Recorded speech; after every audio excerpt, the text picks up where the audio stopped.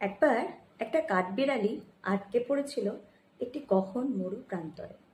সে ছোট, খেলতে খেলতে হিসেব ছিল না, সে একটু বেশি সাহসী হয়ে গিয়ে তার পরিবারের থেকে দূরে হয়ে যায়।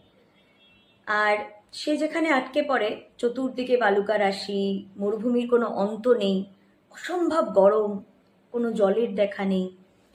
তো তার পক্ষে ওইটুকুনি শরীর, ওইটুকুনি প্রাণ নিয়ে ওইখানে বেঁচে থাকা খুবই কষ্টকর। সে তার বেঁচে থাকার লড়াই চালাতে শুরু করলো, কিন্তু একদিন যায়, দুদিন যায়, 3 দিন যায়, সে তার পরিবারের থেকে অনেক দূরে, খাদ্য নেই, জল নেই, তার ওই ছোট্ট শরীর থেকে প্রাণ যেন বেরিয়ে যায়। প্রত্যেকটা মুহূর্ত তার কাটলো অসম্ভব ভারী হয়ে, কষ্টদায়ক হয়ে, যন্ত্রণাদায়ক হয়ে। শ্বাস প্রশ্বাস নিতেও তার কষ্ট হচ্ছিল, এমন পরিস্থিতি।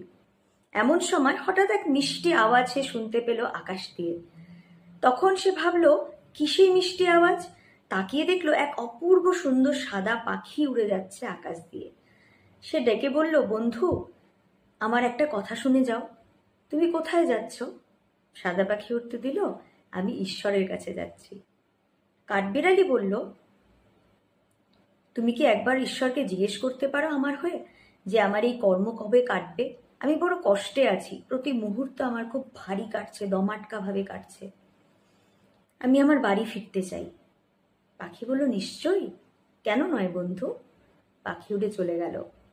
এরকম একদিন যায়, দুদিন যায়, পাখির কোনো দেখা নেই। কাঠবিড়ালির জীবন আরো দুর্বিষহ হয়ে উঠল। হঠাৎ আবার সেই মিষ্টি আওয়াজ একদিন আকাশে। পাখি ফিরছে, কাঠবিড়ালি দেখলো, বলল, বন্ধু দাঁড়িয়ে যাও, তুমি কি আমার প্রশ্ন করেছ? পাখি উত্তর দিল, হ্যাঁ করেছি বই কি। কি উত্তর দিলেন ভগবান? পাখি বলল, ভগবান বললেন, ঈশ্বর বললেন যে তুমি এই পরিস্থিতি থেকে বেরোতে পারো। যদিও তোমার কর্ম এখন অনেক অনেক বছর কাটানো বাকি, কিন্তু তুমি এই পরিস্থিতি থেকে বেরোতে পারো। একটা উপায় আছে, যদি তুমি কৃতজ্ঞ হতে পারো মন থেকে। বলে পাখিটি উড়ে চলে গেল। কাঠবিড়ালির প্রতি মুহূর্ত কাটে আর ভাবে, এই এই পরিস্থিতিতে কৃতজ্ঞতা, কিন্তু আমাকে পারতেই হবে।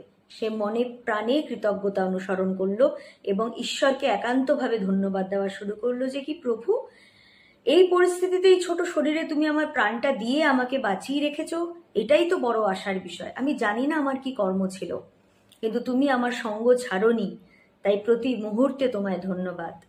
কৃতজ্ঞতা জ্ঞাপন করতে করতে সত্যিই খুব অল্প সময়ের মধ্যে মিরাকেল হলো। আকাশ ভেঙে বৃষ্টি হলো। ছোট্ট